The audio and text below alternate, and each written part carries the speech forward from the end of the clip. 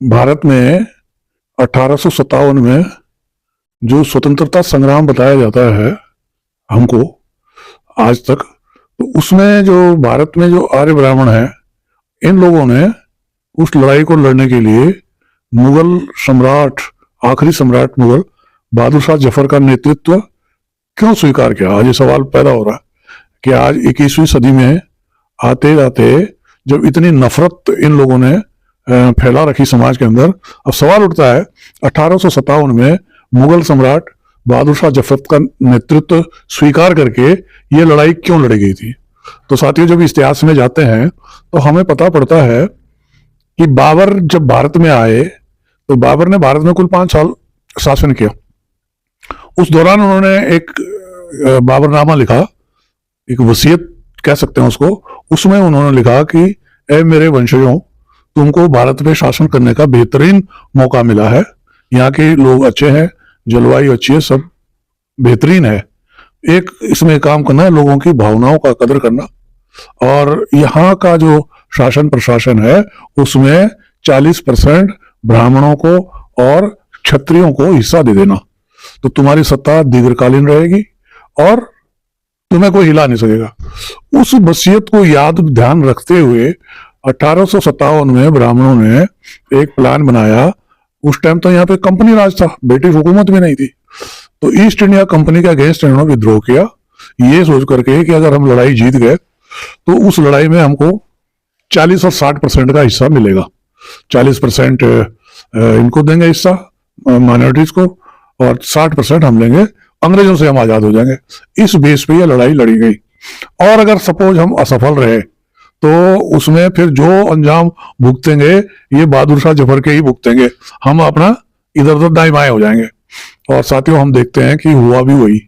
1857 का जो गदर था, उस गदर को बहुत बेरहमी से उन्होंने कुचला, और कुचल के ये सारे के सारे उनके जो है अरेस्ट कर लिए गए। तो जो ब्राह्मण जो थे उसमें आंदोलनकारी जो ब्राह्मण थे वो तो दाएं बाएं हो गए, किसी का तो आज तक भी पता नहीं लगा कौन कहाँ गया कौन कहाँ गया।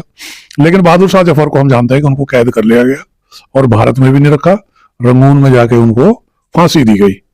और उसके बाद जब कंपनी का राज में विद्रोह हुआ तो ब्रिटिश सरकार ने कहा कि भाई अब तो तुम्हारे बस का नहीं है, अब ब्रिटिश हुकूमत को खुद ही वहां आना चाहिए। तो कंपनी राज खत्म हो गया और बाहर ब्रिटिश हुकूमत, कंपनी का विक्टोरिया का राज यहाँ आ गया। तो उन्होंने फिर क्या किया, 1860 में आईपीसी बनाई, इंडियन पेनल कोड आईपीसी, और उसमें ये मेंशन किया कि जो देश के साथ विद्रोह करेगा उसको फांसी की सजा होगी। तो ब्राह्मण बिल्कुल डर गए, अंतर्धान हो गए, और सब चुप 1857 से लेकर के, और बिल्कुल अंतर्धान चुप हो गए। तो उसमें उन्होंने मेंशन किया था कि अगर कोई धार्मिक काम करेगा तो हम उसको मदद करेंगे, उसको प्रोत्साहन देंगे। तो 1875 में फिर दयानंद सरस्वती ने आर्य समाज बनाया। आर्य समाज बना के काम चलता रहा।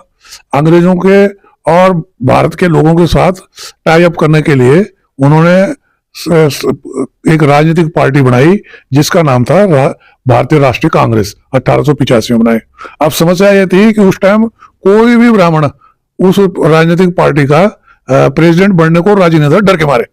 हम इतने डरे हुए थे कि उस पहले राष्ट्रीय अध्यक्ष भी बनने को राजी नहीं थे। तो कर्नल A.U. ह्यूम थे अंग्रेज, वो पहले भारत के राष्ट्रपति हुए राष्ट्रीय कांग्रेस के, और तब इन्होंने इधर से काम शुरू किया।